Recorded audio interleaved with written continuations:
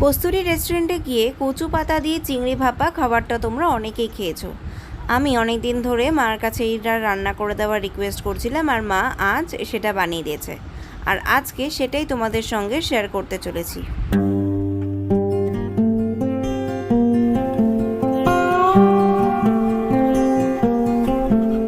এখানে আমরা নিয়ে নিয়েছি বেশ কিছুটা কচু পাতা। এবার এটাকে ভালো করে ধুয়ে পরিষ্কার করে একটু গরম জলে ভাপিয়ে নেব। দেখো, এখানে মা কচু পাতাগুলোকে ভাপিয়ে নিয়েছে। এবার এটাকে টুকরো করে কেটে নেবে। আর এইদিকে কুড়িয়ে নিয়েছে কিছুটা নারকেল। এখানে ছোট বাটির 1 বাটি নারকেল রয়েছে। আর এখানে মা নিয়ে নিয়েছে সানরাইজের সর্ষে গুঁড়োর বড় প্যাকেটের 1 প্যাকেট মা জলে গুলে নিয়েছে।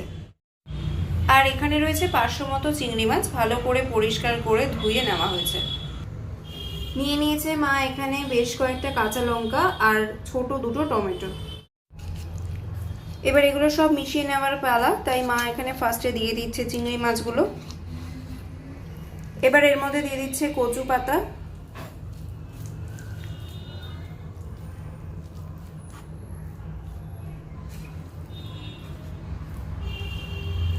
দিয়ে দিচ্ছে নারকেল,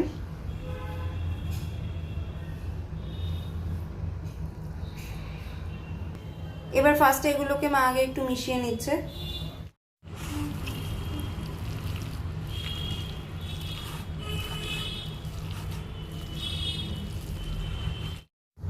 দেখো মা মিশিয়ে নিয়েছে ভালো করে। এবার এর মধ্যে দিয়ে দিচ্ছে পরিমাণ মতো হলুদ গুঁড়ো, দিয়ে দিচ্ছে পরিমাণ মতো নুন, দিয়ে দিচ্ছে টমেটো কুচি, যে টমেটো দুটো দেখালাম ওটা মা কেটে নিয়েছে, আর দিয়ে দিচ্ছে কাঁচা লঙ্কা, এটাও মা কুচো করে নিয়েছে। এবার ওপর থেকে দিয়ে দিচ্ছে সর্ষে পেস্টটা। এবার ভালো করে আবার সবটা মিশিয়ে নেবে।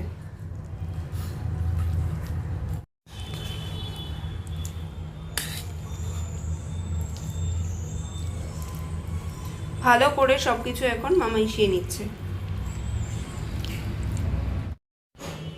দেখো মা ভালো করে এটা মিশিয়ে নিয়েছে। আচ্ছা, এবার মায়ের মধ্যে একটু বাটি ধোয়া জল দিয়ে দিচ্ছে, যে বাটিটার মধ্যে মা সর্ষেটা গুলেছিল সেই বাটিটা মা ধুয়ে একটু জল দিয়ে দিচ্ছে। এবার ভালো করে আরেকবার একটু মিশিয়ে নিচ্ছে। উপর থেকে দিয়ে দিচ্ছে একটু গন্ধরাজ লেবুর রস।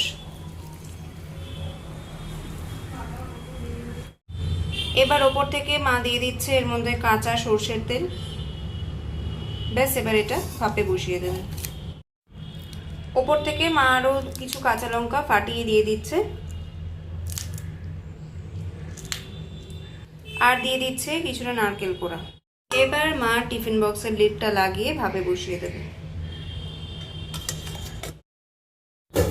আমরা ভাপেটা বসিয়ে নিয়েছি আছে কড়াইতে। কড়াইয়ের ওপর জল দিয়ে তার উপর একটা স্ট্যান্ড বসিয়ে তার উপর টিফিন বক্সটা বসিয়ে দিয়েছি। এবার ওপর থেকে ঢাকা দিয়ে দেবো।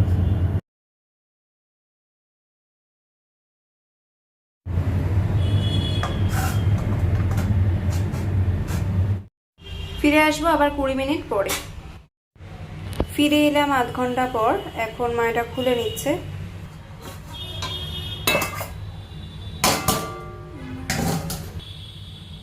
এবার আমরা টিফিন বক্সটা খুলে নেব।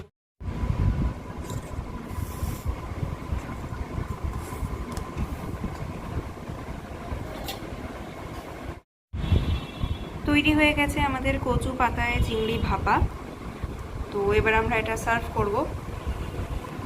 এটা সার্ভ করার আগে উপর থেকে আমরা আরও কিছুটা কাঁচা সর্ষের তেল ছড়িয়ে দিচ্ছি। আর এইবার গরম গরম ভাতের সঙ্গে আমরা এটা সার্ভ করে নিচ্ছি।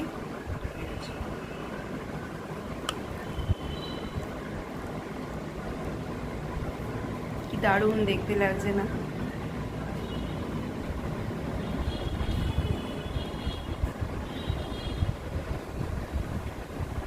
তো কেমন লাগলো আমাদের আজকের ভিডিওটা সেটা কিন্তু কমেন্ট করে জানাতে ভুলে যেও না। যদি ভালো লাগে তাহলে প্লিজ লাইক করো, শেয়ার করো ফ্রেন্ডস আর ফ্যামিলির সাথে। আর যারা আজকে আমাদের চ্যানেলে নতুন তারা প্লিজ আমাদের চ্যানেলটা সাবস্ক্রাইব করে পাশে থেকো।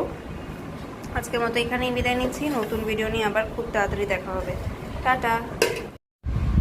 কস্তুরী রেস্টুরেন্টে গিয়ে কচু পাতায় চিংড়ি ভাপা এই খাবারটা অনেকবারই খাওয়া হয়েছে, আর তবে থেকেই মায়ের কাছে একটা রিকোয়েস্ট করা হচ্ছিল যে এই রান্নাটা যেন একটু করে দেওয়া হয়।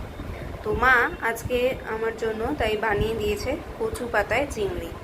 দুর্ধর্ষ খেতে হয়েছে। আর কিভাবে মা এটা তৈরি করেছে সেটাই আজকে তোমাদের সঙ্গে শেয়ার করতে চলেছি। তাহলে চলো আর কথা না বাড়িয়ে রান্নাটা শুরু করা যাক।